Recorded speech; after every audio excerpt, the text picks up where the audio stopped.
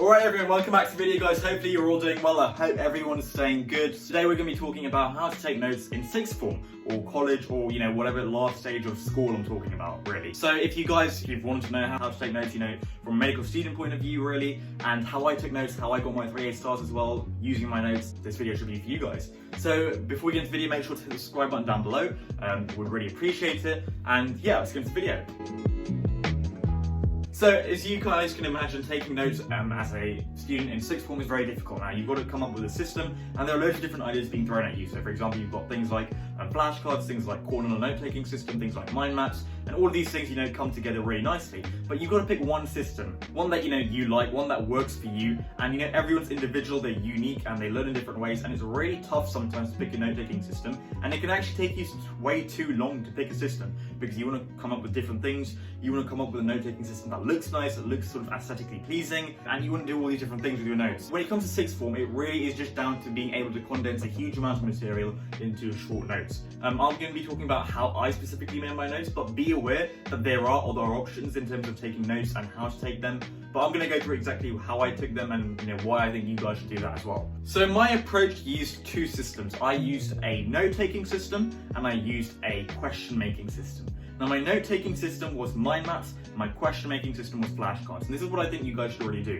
When talking about note-taking, that's a really bad habit, I think. Just think about note-taking in itself. You guys should always think about making notes and also making questions, because questions use active revision and notes are more likely to cover material and anything that you need to remember. So when you're taking notes, you should be focusing on what you need to remember. The material that's been given to you, condensing it into short pieces of information that you'll be able to understand later on. And when you're talking about making questions, these are things like active revision, spaced repetition.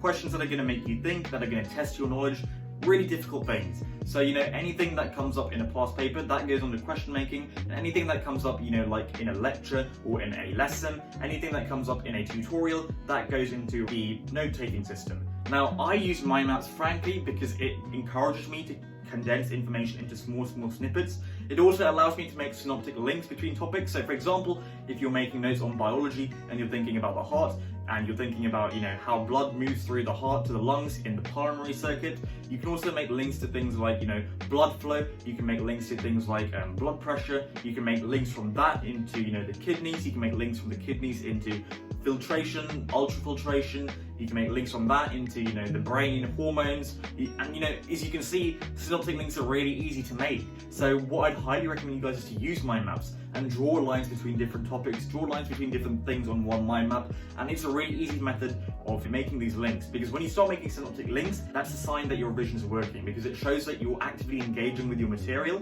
and you should be really happy when you start to think, hang on a minute, this links into this topic, because that shows what you're doing is working. Now, the other reason I use mind maps is because it looks really nice as well, and it's really easy to make them look nice. As long as you just stay with the system, of having a central bubble and then drawing loads of lines out, writing pieces of information in them, and it can look really nice at the end. It doesn't have to look nice in terms of its looks, but it looks really full and jumbly, and it just looks good as a note-taking system. Now, what also I would say is to be really minimalistic with your note-taking system. Be really sort of simple. Don't bring any colours into it unnecessarily. In fact, when I went to note-take at school in sixth form, I literally just brought an A3 sheet of paper and a pencil, and I would literally just take my notes right that. I know a lot of people might say, oh, why are you using a pencil? Use a pen, you're not a 5-year-old. But, my teachers really didn't seem to care that much. They didn't say anything really, so I just assumed they didn't care. But, they were really nice in that sense, because it allowed me to just be really simple with my notes. A pencil and a piece of paper with an eraser is a really good way of taking notes, because it forces you to be simple. All you've got is that, and you've got to do the best you can, and all the other sort of bits and pieces will come through your brain, breaking down information, making those links, making those simple things. And it's also very quick to make notes via mind map. You literally just have to write notes down very quickly, short pieces of information, and it doesn't take a lot of time, which is what is really important when taking notes, especially in long lessons or long tutorials. Now, before we get into the next bit, be aware that there are a lot of other systems out there, and as I said, there is the corner note-taking system, there is the idea of taking notes sort of like a sheet of paper, and there are loads of other sort of systems that you can use to take notes, but I would say that for me, mind maps work, and for a sixth form student, I'd say they do really work. So that's why I'd say use mind maps.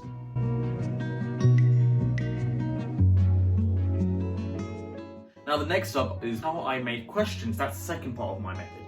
Now the second part of the method comes either, through gaps in lessons. So for example, if there's a gap in the lesson where the teacher isn't saying anything, she's picking something up or he's doing something, and everyone's talking in the background, and I've got a little bit of time, 1 to 2 minutes, I'll quickly just jot a few questions down from the notes I've made in the previous half an hour. Because the lesson's never going to go on forever, it's not going to be going without breaks. That doesn't really happen a lot.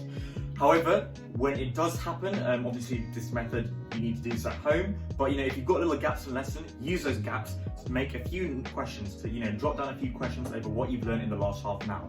The reason why you should do this is because after 2 hours, you're likely to forget a lot of the, really interesting things that you've learned, a lot of the things that, could get you that A star.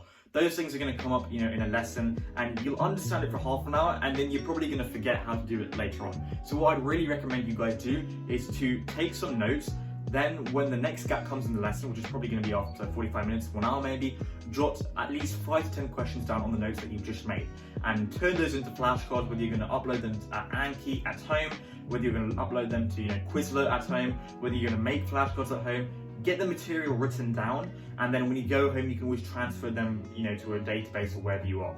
But I'd really recommend you guys do this note-taking system of using flashcards as well, and making those flashcards in class, because that's where you're going to remember everything. Because when you get home, you're probably going to forget bits and pieces and forget a few things that your teacher's saying. So I'd highly recommend you make these flashcards in class and at class, so that you remember what your teacher's saying and make really effective flashcards with every piece of information that you can remember.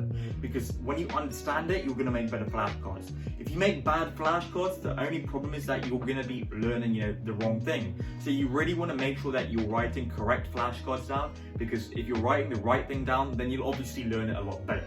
So that's the only reason I would say to be aware when you're writing flashcards, that you need to write the right things down, which is why you need to do it in lesson time and not really wait to get home. Obviously, if you haven't had time in lessons, that's fine. You don't need to, skip out on lesson things to write flashcards down. You don't need to not partake in the lesson because you're writing flashcards down. Don't ignore notes, because flashcards are being written down. The first priority is always to take notes, and within that time, if there are any gaps, go to flashcards. But if you're ever being spoken to by a teacher in a lesson about material or about content, if you're being taught something, never spend time on flashcards. Go and take the notes down, because then you've got all the material. I guess the key thing what I'm trying to say is make sure you've got all the content down.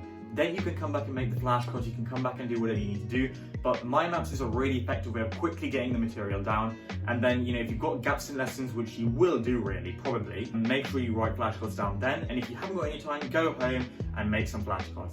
The key is to make flashcards as soon as possible so you don't forget anything, or when you're reading your notes, you understand everything because you've just written it recently, so you'll understand what random marks mean or what random pieces of information mean, so you'll be able to write really effective flashcards and come back to them later on.